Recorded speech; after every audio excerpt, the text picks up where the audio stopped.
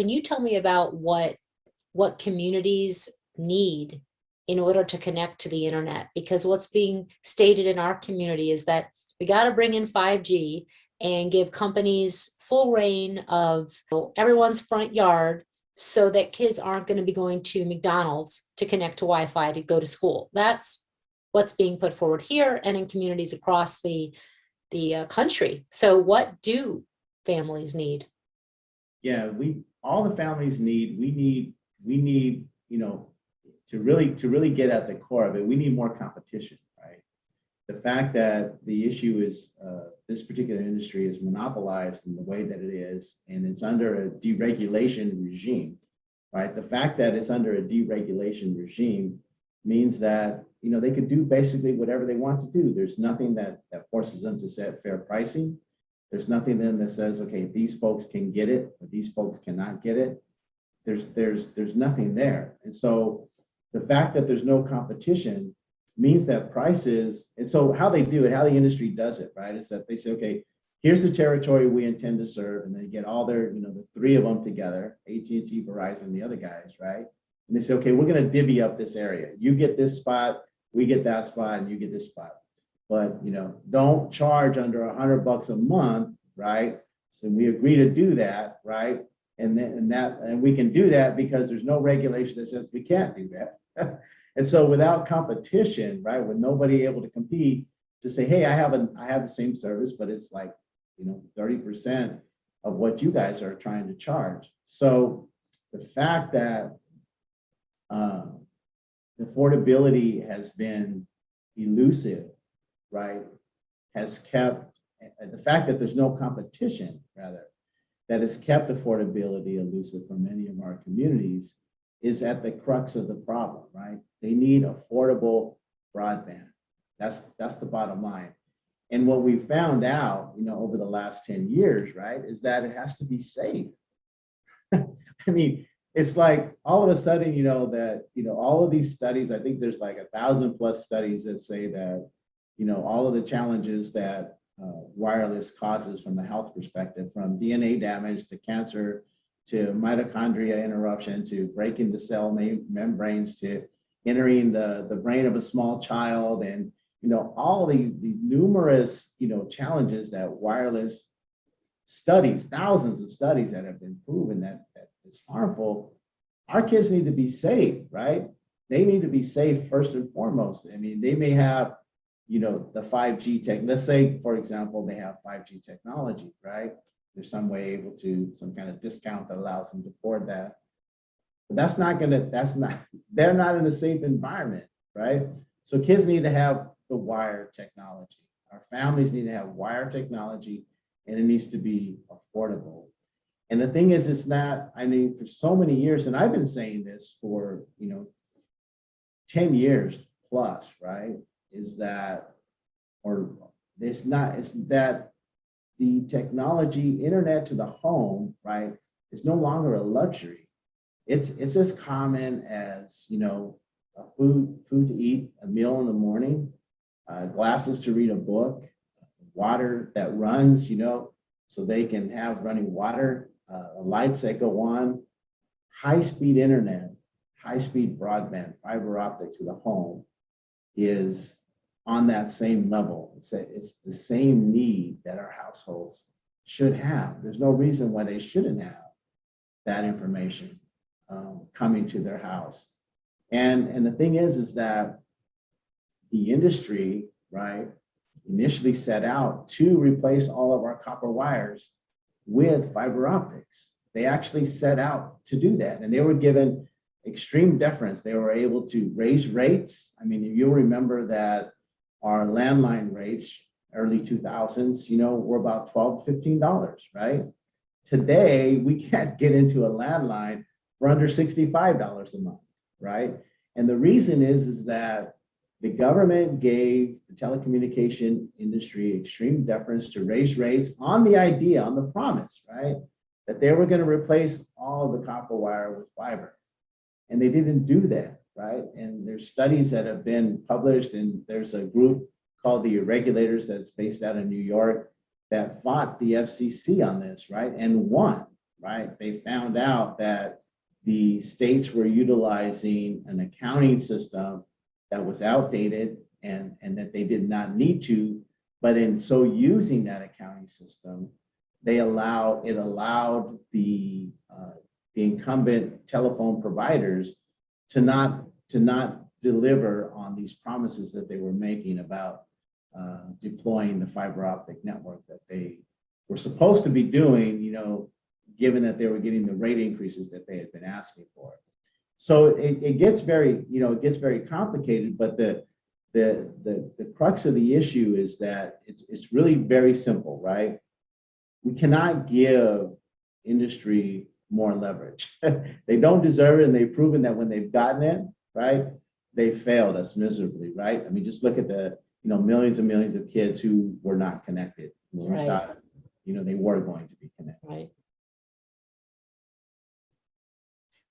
Well, now in California, as well as many countries, many states in the United States, and countries too, they are asking to be further deregulated, to be able to just apply and put up antennas wherever they want, when they want, how they want, and they certainly don't want people roadblocking that, much less trees or animals or anything. They just want to be able to put their infrastructure as they desire, with no accountability as to who they're serving or how that service will be. And that's the most outrageous thing about this, right? Is that you have to have a device, right? You need to have that. Let's start with that, right? Our low-income neighborhoods, folks that I've been training. So I've been doing this since 1994, right? I've been working in digital divide communities before it was even called that. Wow. and I did that. I did that on the idea that I was believing that I could really make the impact in our communities by turning them onto this technology, because in 1992, 1993, nobody knew about the internet, right? And so as a computer information systems graduate from Cal Poly Pomona here, I was like, man, we've been asking for, as minorities, right? We've been asking for, man, if only the playing field was leveled, right? Economically and, educationally, if only the playing field could be leveled. And then bam, the internet hits, right? And then I see it like, oh my gosh, what a golden opportunity, because nobody knew about the internet at that time. Nobody knew, what it could do or what it could do. But I knew that for me, being in this area, right, of expertise, I knew that it was an opportunity for us to really move in that direction. And we were going to get access to the same information at the same speed that everybody else was going to get it, right? Or at least I thought. And so my idea was like, let me create education centers throughout, the region where I can bring kids in. And I started working with kids initially, right? And got them really excited. And, we got on the front page of various Spanish-speaking newspapers, and, we got a lot of articles covered in some of the local press in English. And it was a huge success. And, graduating thousands and thousands of kids every year. And then we got to a point where, in 2003, 2004, it became like kids were to technology like fish to water, right? Mm-hmm. So we're like, okay, all right, I think our job's done here, right? But then what we realized is that parents had actually got leapfrogged over the whole technology explosion, right? Yes. And they were behind, and they weren't in a position, decision-wise, to say, yeah, let's bring that technology into the house, because they didn't know what it was and they were actually afraid of it, right? Mm-hmm. So we started classes working with parents, and we did this. We found that, our Spanish-speaking community was the one that were the most resistant to the technology, didn't understand it. But once they did understand it, they were like the first adopters. They were like, okay, yeah, let's get that stuff in here. Don't care what it costs. Let's make it happen. Let's buy the computer. Let's get the internet service, and let's do this thing, because I'm seeing that it's helping, little Johnny and little Susie do better, in school, right? So they were like, they're all in for the kids, right? And so we had a really successful run in educating parents, and we started doing it in language. And then not only in Spanish, we did it in Korean, we did it in Chinese. And, we look back at it now, we have partnerships throughout the state, right? California, Silicon Valley and the Central Valley, Fresno, and in LA and Orange counties. And we were doing a lot of stuff with our partners, So the idea is we were taking school labs that were idle. When the bell rang at 3 o'clock, the school labs became available, right? And there's this rich resource in these low-income communities that essentially goes underutilized. And so what we did is we said, okay, let's do classes in these centers here. And then we also partnered with libraries, again, another rich resource that we were able then to, in the Silicon Valley area, partner with some of the libraries out there to bring, again, mostly Spanish-speaking monolingual parents in, learn how to utilize the technology. And even to this day, right, you would think like, well, who doesn't have an email address? There's still thousands and thousands of parents, I can tell you, in my expert opinion, that still are not connected and want to be connected. But the thing is again, getting back to the affordability, right? So that's an important aspect of the digital divide that, there's many dimensions to the digital divide, right? And I think that was my point that I was trying to make here, is that it's not just connectivity by itself, right? There's affordability, there's training, there's the devices, right, that are actually needed to connect, right? So infrastructure, albeit an important piece, is really just one dimension, right? To a multidimensional issue that, if you're going to talk about, closing, and I don't really like those using closing, I talk about bridging the digital divide. I mean, there's a lot of, dimensions to that, and those are the things that I don't think are being looked at. But the industry has seized on the moment. I mean, and of course, right? So cleverly, they've said, if we could close the digital divide, just give us more dereg and we'll put up antennas and poles, we'll put antennas on poles everywhere and everybody will have the service. Well, what they've missed is, number one, the affordability aspect of it, right? Number two, the devices, do the people have the devices? Do they know how to use the devices? And number three, what about the health concerns, right? I mean, it's like, how cool would it be if I had a gas station, right next door, right? Shoot, I could just, every time I wanted to, I could just, how convenient would that be, right?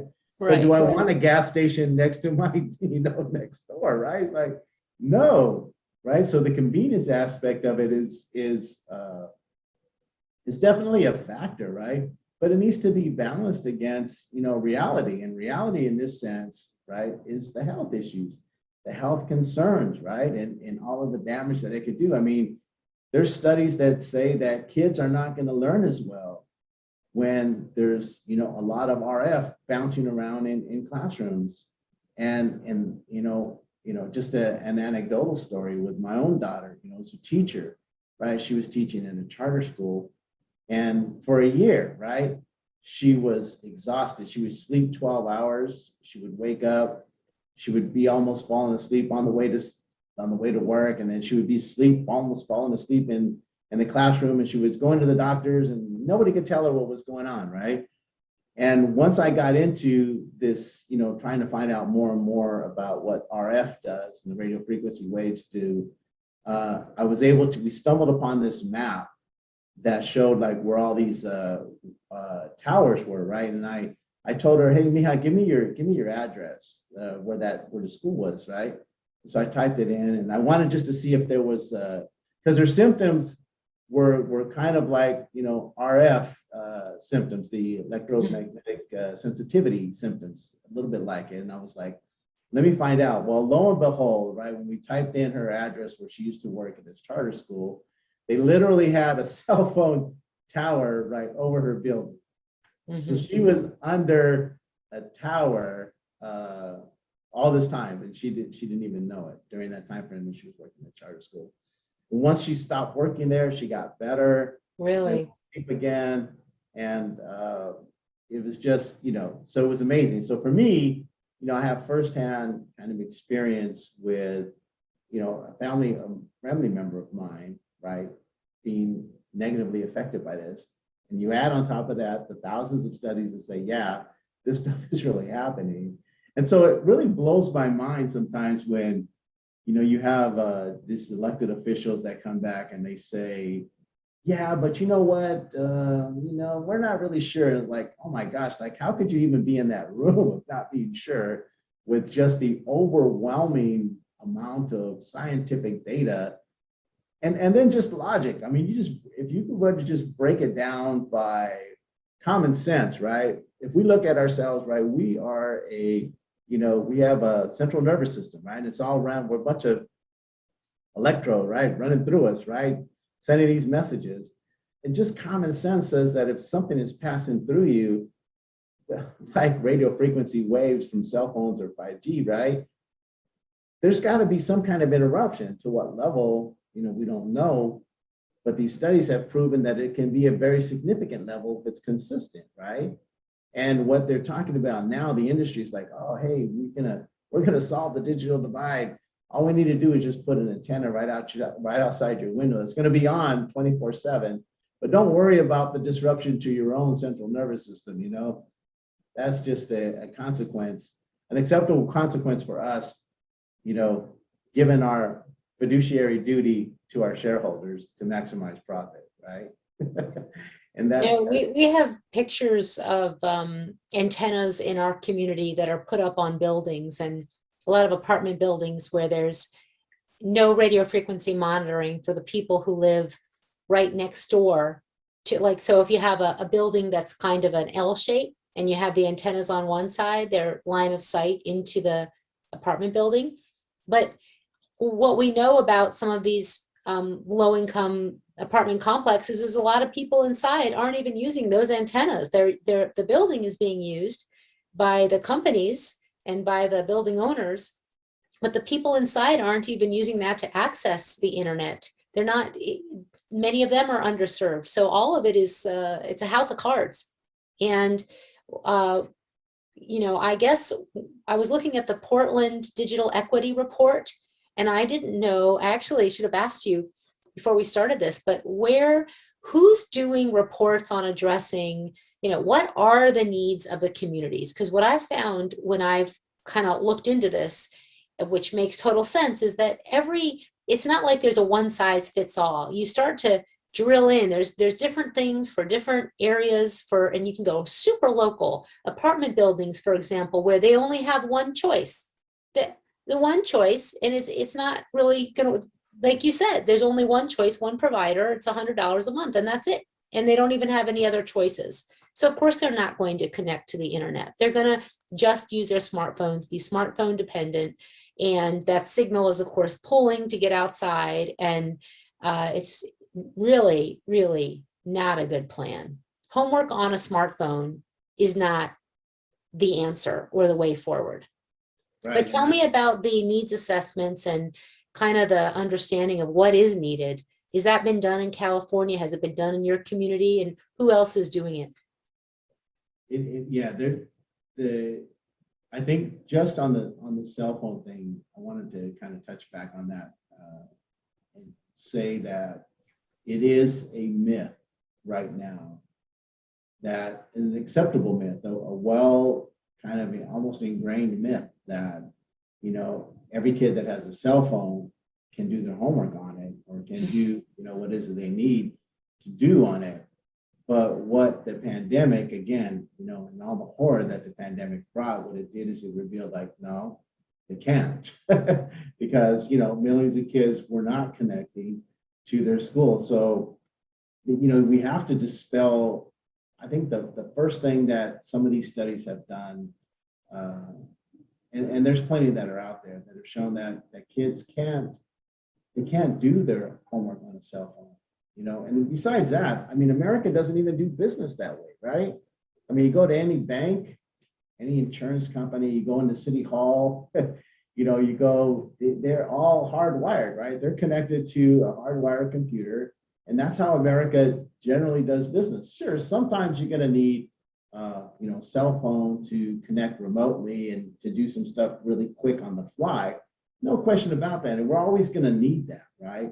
But it shouldn't be the driver behind like setting up what does our infrastructure need to look like, right? Because again, it doesn't meet the need, right? We've already seen that. The evidence is already in the record that the wireless, infrastructure by itself doesn't work, right?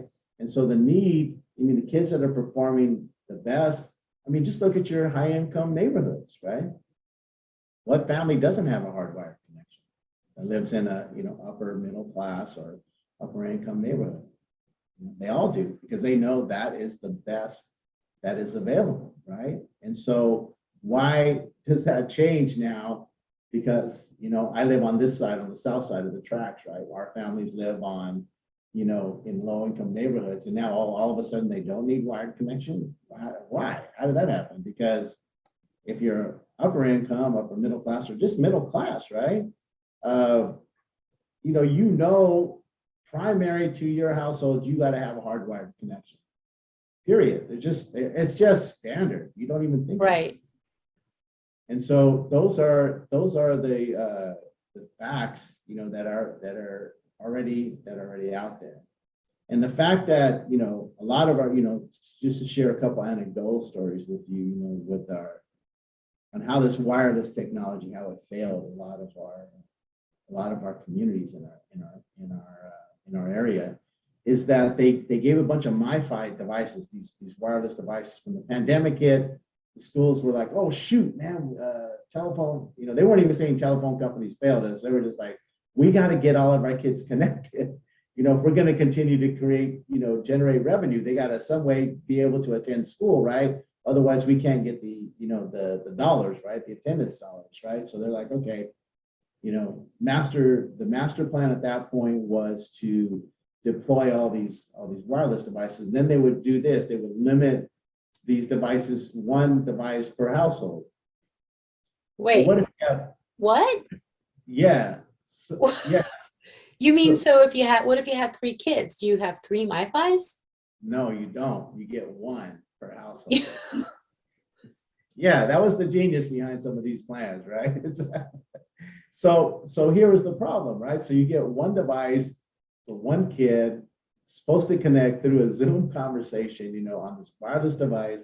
Oh my goodness. Sister and brother had to be on the same device. And, anyway, it was a mess, right? It did not work. And so those same challenges are going to exist, right? So let's say you do have a 5G connection, which is, okay, admittedly 100 times faster than 4G. Yes, but what happens when you have to run 3 kids through that same device, right? And 3 kids have to be on Zoom at the same time. How is that going to work, right? It's not going to work, right? It also, when you dig into it, when you're inside the house, are they really thinking that when you start to look into the brass tacks, none of it adds up. When you're inside the house, if they're using the MiFi, are they saying the MiFis are going to have 5G and that all these kids are going to have new 5G tablets and laptops? So are we going to get rid of all the devices that have been handed out to all of these children? And none of it actually makes any sense, actually, once you go into the details. I'm just shocked to hear that. And you know what happened in our community right next door? Sorry, that's my phone ringing in the other room. Is the MiFis have a fire risk, so they've all been recalled. So there was all this MiFis going out, cheap devices, right, and now they're all recalled. And really, the solution is having wired broadband into people's homes and having that be a basic part of building. When you build homes and apartments and condos and all kinds of living spaces should have connection. Just like they did when we were building out our telephone system, everybody had copper. Which they're pulling out now, which we can't even get in our area. Yeah. And so the thing is like, as you said, right, it doesn't even make sense once you break it all down. So when you asked me to do this, I was very happy, and thank you for inviting me to be part of and share my my knowledge with you. But yeah, it's all a myth. The whole wireless 5G stuff, it's all a myth. Once you break it down past the connectivity piece, right? Which again, if you're aiming to solve the digital divide by itself, right? It's multi-layered, it's multi-dimensional. It's not just one thing. So you get the connectivity part. Okay, great. You got step one done, right? But there's still, a host of other steps that need to get done there, right? And it's like anything else. It's just the first piece of the puzzle. There's many other things to do there. But the industry has been successful in psyching out all of the leadership, the elected officials, school board members, city council members, state officials, even the federal officials, right, are all buying into the idea that, okay, telephone companies, in Spanish, we say sana sana, okay, it's going to be better, it's going to be better. We'll make it better. That was, you have a coco, you have a hurt, we're going to make it better, right? Sana sana, right? No, man. I mean, you guys failed, industry failed. Sorry, you guys blew it. And what you showed us is that you cannot be trusted, right? And so now we have to take it into our own hands. We have to balance consumer interest, and more importantly, most important here, right? Consumer safety. Consumer safety. We have safety around cars, around toasters, around microwave ovens, around, everything, building codes, right? When you build a house, you build an addition to your room. There's all kinds of safety concerns, right? They go into this so that people aren't hurt. For some reason or another, safety doesn't matter with wireless technology. It's like amazing. It's just like, how is that even possible? Especially given all of the, the studies, the thousands of studies, across the globe, not just in the United States, but across the globe that say this stuff is going to cause harm to your small children, which is why, they have these warnings, right? Keep your wireless phones away from, pregnant women, or pregnant women shouldn't be next to cell towers, right? They have these warning signs, right? Say, well, if it's not safe for pregnant women, for, for fetus, right, in a mom, it must not be safe for other things as well, right? So, I mean, these are the things that just are not, for whatever reason, industry has done a fantastic job of controlling the narrative about, bearing the health concerns. And it goes all the way up and down from the very basics, like I said, city council, through the state elected officials, and all the way to our federal, our congressional and our senators, right? Our US senators. And it's like, wow, yeah, it shouldn't be there. Like, we shouldn't even never have to have a conversation about, is RF dangerous? Is radio frequencies from cell phones dangerous? That's a conversation we should never have. Like, is drinking gasoline dangerous, right? It's like, yeah. It's also not, it's not our responsibility to be the FBI. It's not our responsibility to have to be like, well, is it? Isn't it? Why are we even asking this question? Why isn't the government accountable on this issue? And I would say, when the Environmental Protection Agency was defunded in 1996, which is what happened here, the Environmental Protection Agency was tasked to develop federally developed safety limits, the whole like, what is safe question.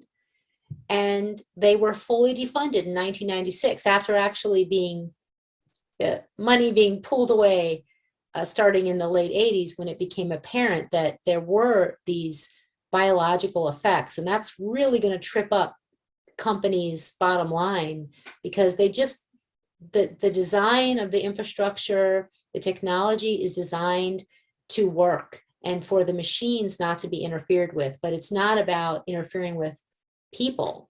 That's a problem. To just, how do we make this technology work best to move the information faster? And since then, we've had no review of the entire body of science, which just keeps growing. In France, you were saying pregnant women, in France, when you buy a phone, they passed a law a few years ago. They've actually been passing laws since 2010. It's not perfect, but as an example of how far ahead of the game they are, it says, do not keep this phone on the abdomen of teenagers.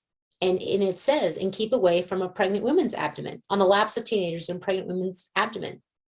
Yet when we buy these devices, our kids and our teenagers are, sleeping with them on their chest. Pregnant women rest it on their abdomen like it's a shelf to hold the phone, unaware that there could be antennas in the bottom of that phone, which are right there, especially when you're at your 6th, 7th, 8th, ninth month. And there's not much between the baby and the phone antenna, but no one's informed. I wasn't informed. It literally shocks the conscience. It literally shocks the conscience, and the lack of information from that perspective, that you're just saying that. I mean, how could it even be?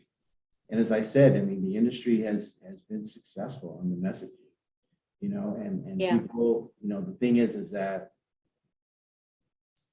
going back to, what are the needs, right? You would ask me about that. And what our communities need is a world-class telecommunication infrastructure. That's the bottom line. I mean, that's where we're at. That's what we need. And, so what is that? When I say that, what does that mean, right? Well, we need to look no further than the 27 developed countries that are ahead of us in the fiber deployment, right? These are countries who have, some of these countries are 80% fiber wired. There's an OECD report. It's an OECD 2020 report. I'll put a link in fact, I might be able to do it right now. I'll put a link in the chat box if you want me to do that. Yeah, after that'd be great. Yeah. So the OECD report in 2020 showed that, the world-class telecommunication is defined by fiber to the premises, right? That it's a mandate, not an option, right? And the reason why, these people are ahead of us in that is that industry has, again, controlled the narrative, right? And if we got some of these facts out, right, that again, 5G can't penetrate, doors or walls, right? That it's 10,000 times slower than fiber, that it's cancer causing, that it's unaffordable, right? It will be unaffordable. You want 5G, you're gonna have to buy a 5G device. Well, heck, our folks, what does that cost? Like, I think $1,000 or something, right? Who in our community, our low-income community, who in our low-income community is going to drop $1,000 for a 5G device?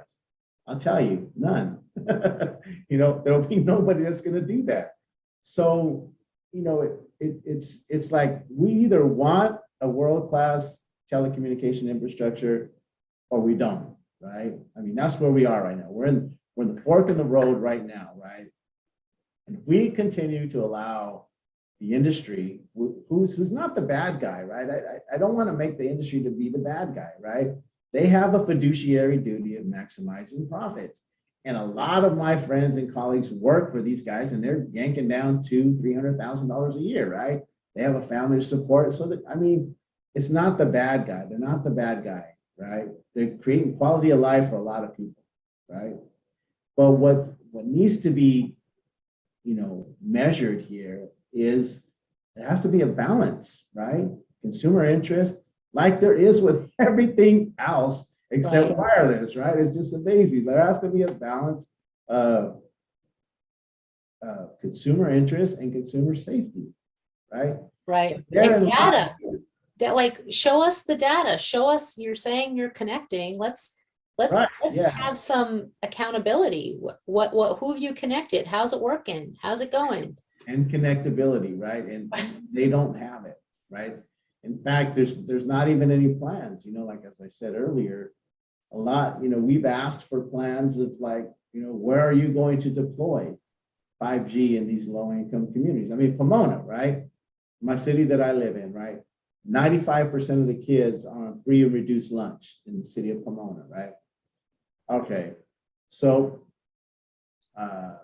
telecommunication industry, show me where you guys are going to deploy, 5G to connect everybody, down the barrios and, and the back, ways to make sure that everybody's connected. Show me those plans. They don't have them. They don't exist, right? Which, goes again to the idea that 5G, this whole wireless thing, is nothing but a myth. It's only an idea to let them, reduce cost of deployment, and they're going to continue to, redline communities that don't have it now because there's nothing that says that's going to make them do it, right? They're in this deregulated regime that's going to allow them to further this. And so this whole thing about them closing the divide, it's all hoopla, man. It's not real. It's just smoke and mirrors, and And the evidence is already on the table that proves that, right? Right. And not having any, by them not having any plans to be in low-income communities, by them continuing to say that they need to be in a deregulated environment under a deregulated regime. Under that regime, there's no way, just based on their own, I mean, their core fiduciary duty is to maximize profit. Just based on that, there's no way they're all of it going to suddenly on their own make up their mind and say, okay, hey, let's go ahead and let's give these guys in these low-income communities 5G for free, right? I mean, come on, it won't happen. You know what they're doing in some communities, we've been told, is they're saying, oh, you can swap out your phone for free for a 5G phone, but actually it's not really free. You swap it out and then you have to be tied into a 2-year plan, or it's like a mortgage fiasco. It's like suddenly you're in this whole other situation. So it's not, people are then trapped with the provider. Yeah. It's No, the gimmicks are out there, and they'll continue Yeah. to be out there, you know. And the thing is that, you know, folks from my community specifically, you know, the Latino community, you know, they're like, okay, what do I got to pay per month? You know, they're just like on a per month basis, Right. right? They're not like, okay, how much is this thing going to cost me? You mean $10,000 by the time I finish paying for it? You know, for a $50 phone, it's going to cost me $10,000 by the time I'm done. But my payments are only going to be $20 a month. So, Right. okay. And so, I mean, there's a whole, again, talking about the different dimensions to the digital divide, right? It's the financial education, right? Financial literacy of our community as well. That's another layer, right? That we haven't even talked about, because these gimmicks, you know, exist for everything from buying washer, dryers, computers, you know, cars, I mean, etc. Right? But our community just looks at that one payment and they're like, okay, I can live with that. Not recognizing that it's costing them, you know, 100 times the actual value of whatever that product was for anybody else buying it, you know, off the shelf, you know, whatever it may be. So it's a complicated issue, man. But you know, in a very simplistic form, you know, 5G is just a myth, and it's not going to close the digital divide, in my expert opinion. And I've been doing this stuff since 1994. If I did, man, look at, if I thought 5G, if this stuff was going to actually close the digital divide, I'd be the first guy in the car. Right.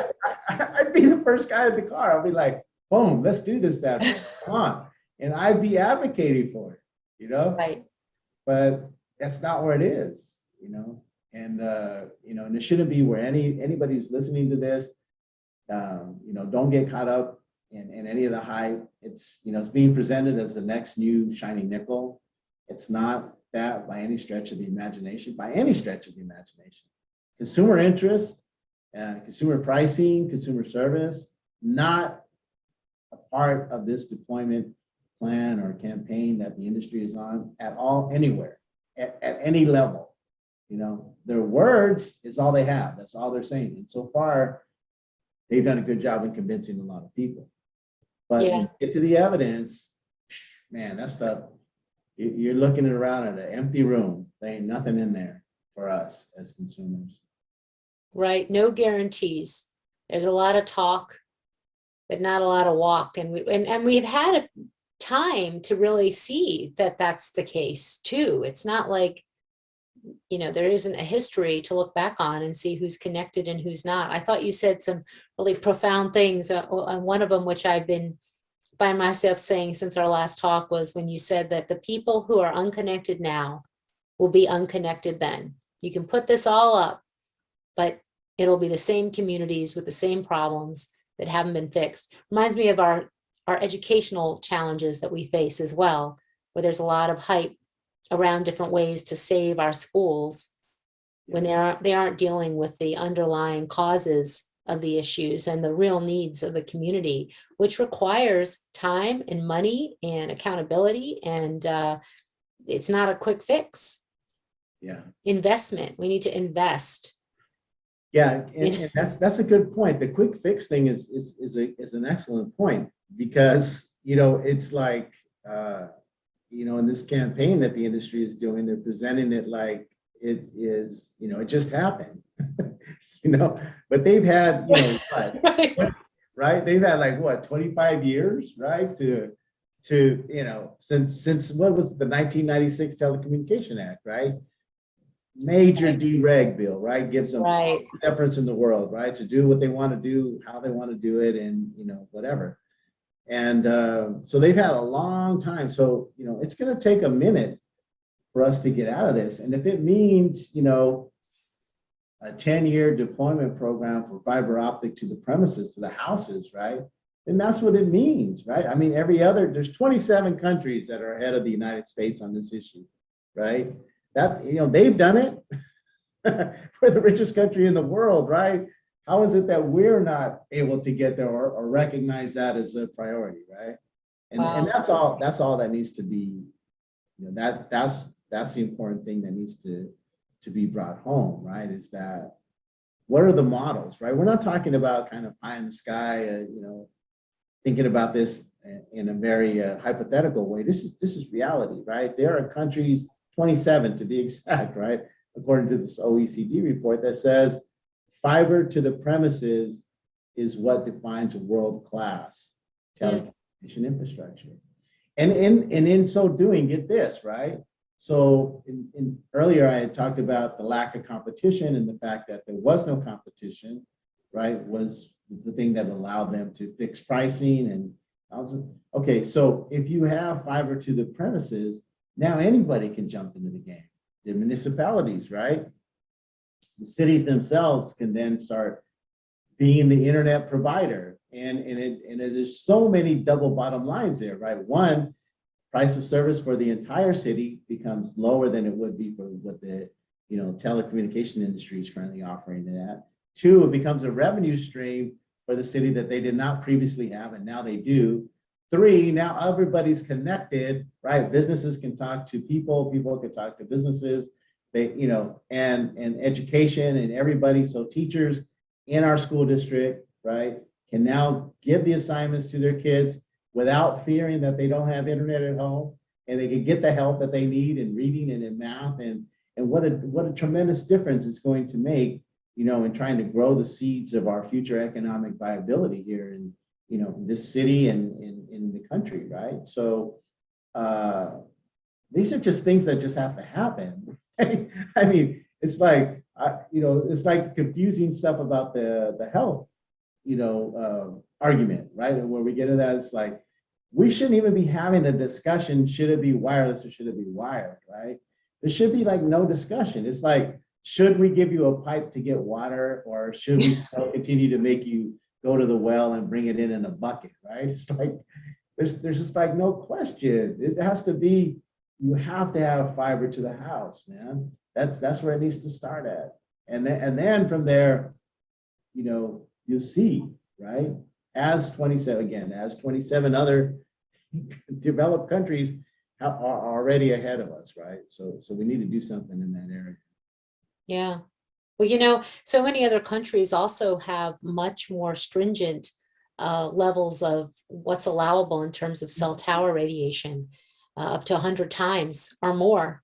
And in those countries, the wireless industry is lobbying very hard to have them change their laws so that there will be more radiation allowed in the name of 5G. Because to put up 5G, they're going to need to, put up all of these new quote unquote small industry word cell towers, and they need the countries to change their laws to accommodate that, or they won't be able to do all of that.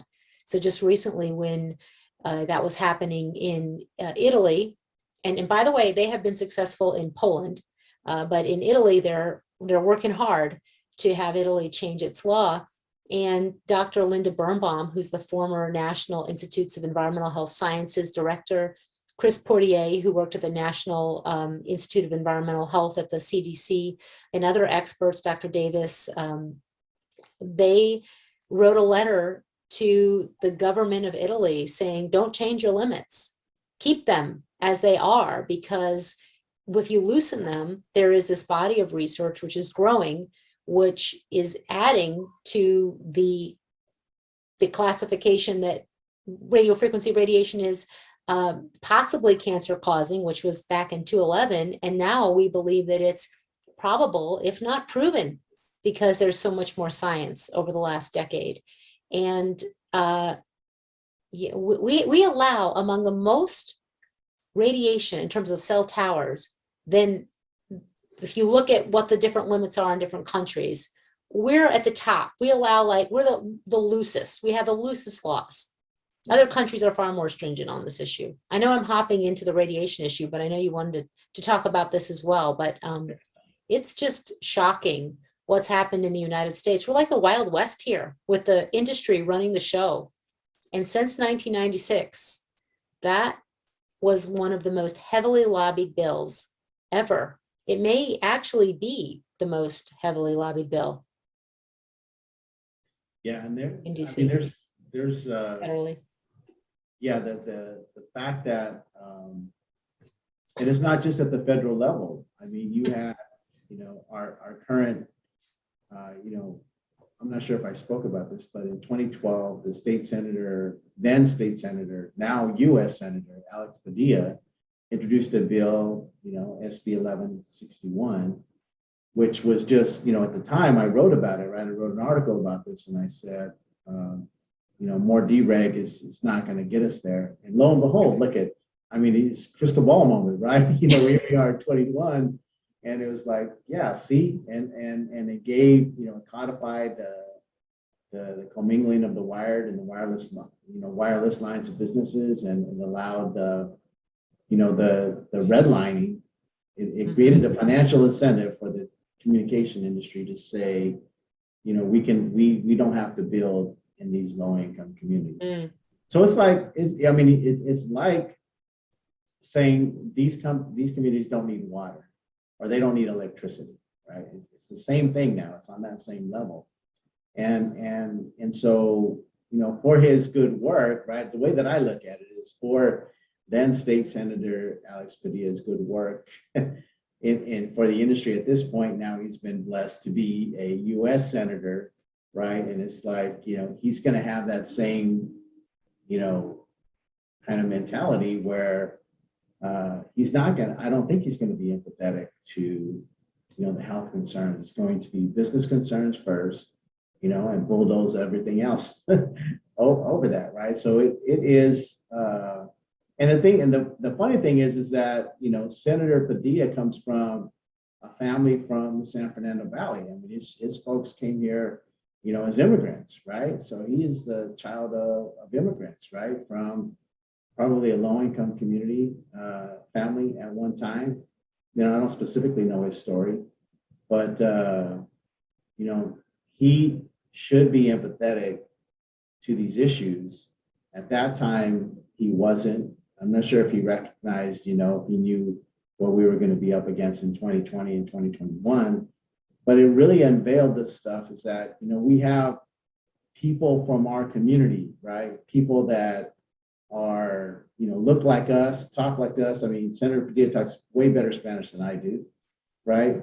And is very sensitized to the needs of the community, in my opinion, I think, but has chosen a path, in his position that says, okay, I need to prioritize, business.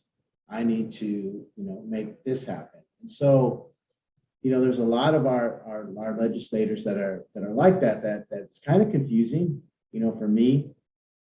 I know that as we, we think that people who look like us and talk like us and came from our communities are going to hold the same values as us, but I mean, they have different, and I can't speak for them, right? I mean, I don't knock any of our legislators and the work that they've done, our legislators rather, and the work that they've done and where they are and how they got there, but we have to measure their role, right, with, our role and where we are on this side. And to think that they are going to just simply be in the car with us on this issue because of where they came from, or because of, they look like us or speak like us, right, is a false assumption, if not out and out right wrong, right?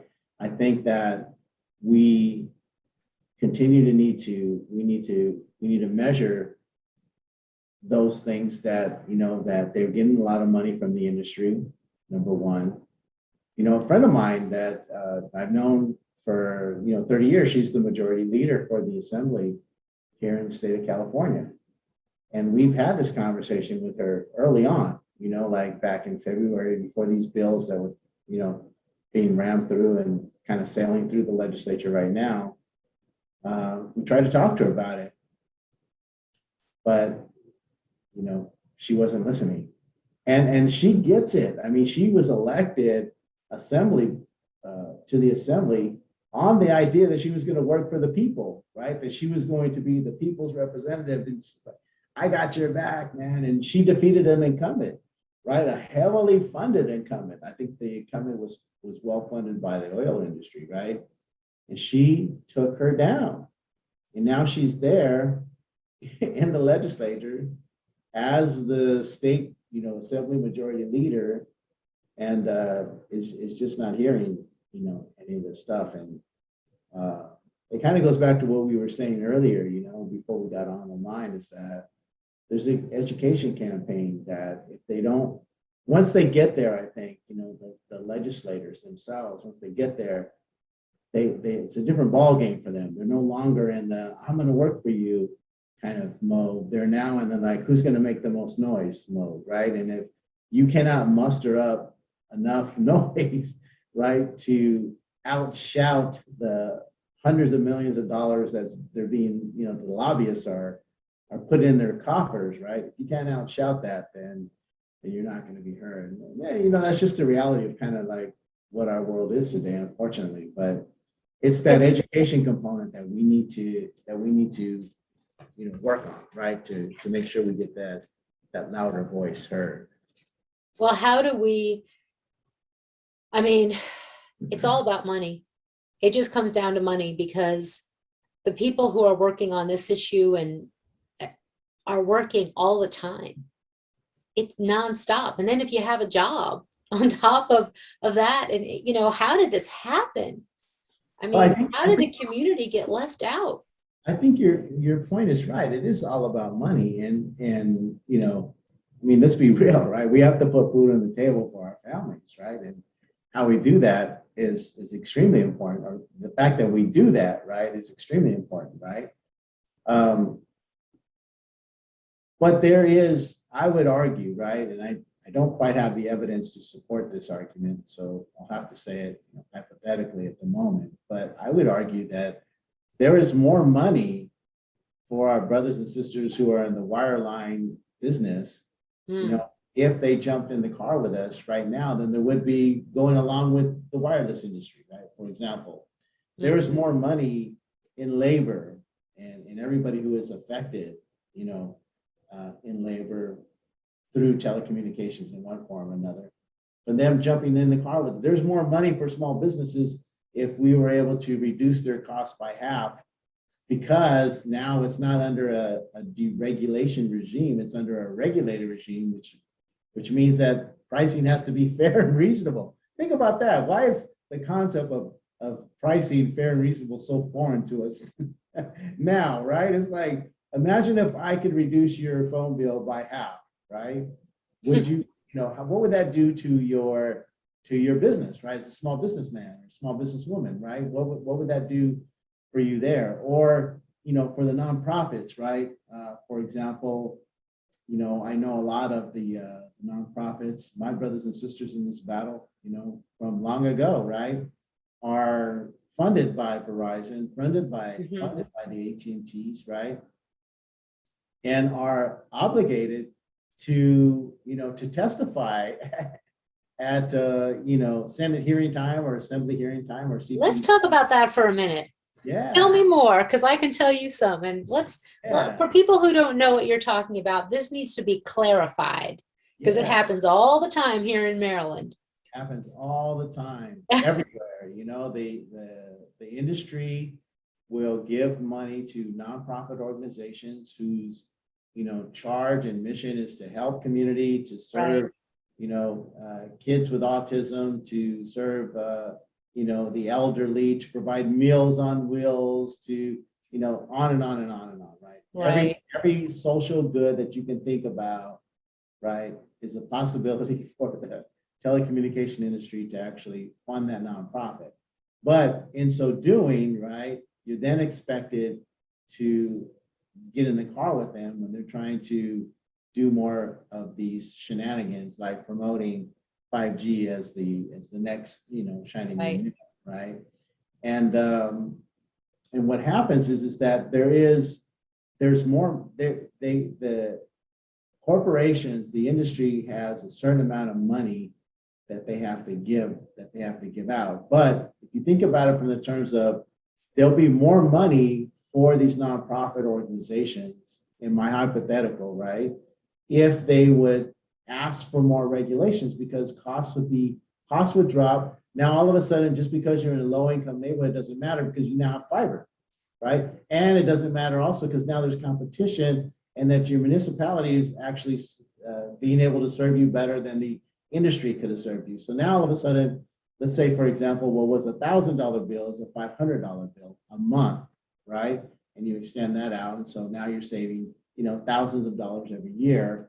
And okay, so maybe the Verizon's not giving you that $1,000 check, but it doesn't matter anymore because now you're saving, 5,000 every year because your phone bill has been cut in half.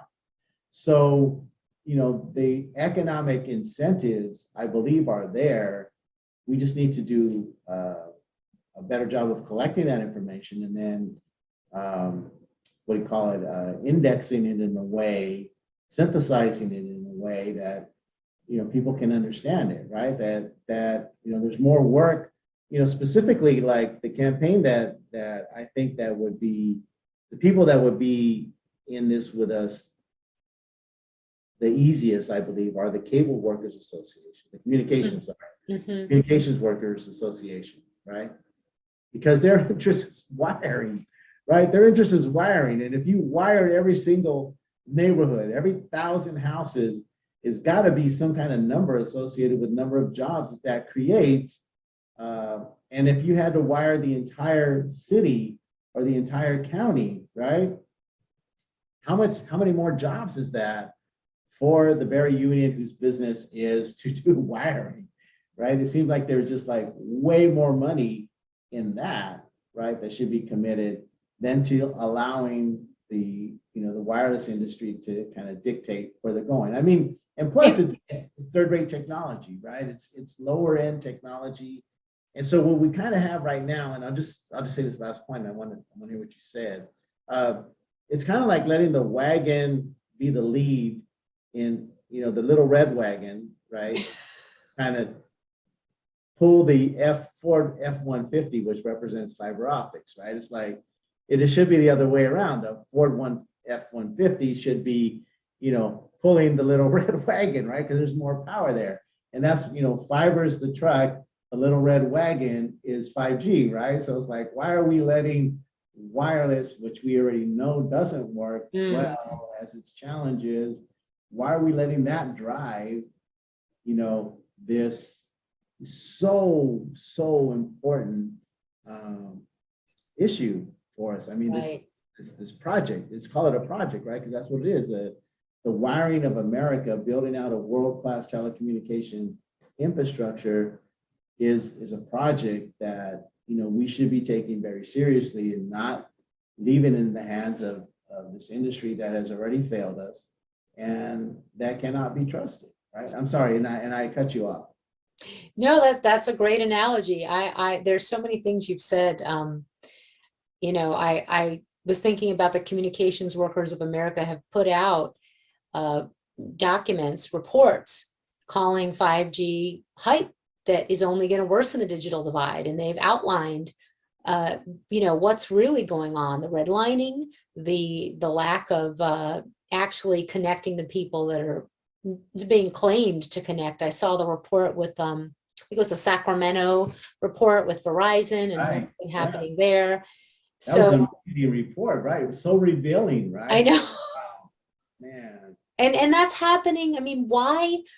I guess we're all in this fairy tale. I think of it like 5G is just a fairy tale. There's no there there. My favorite term.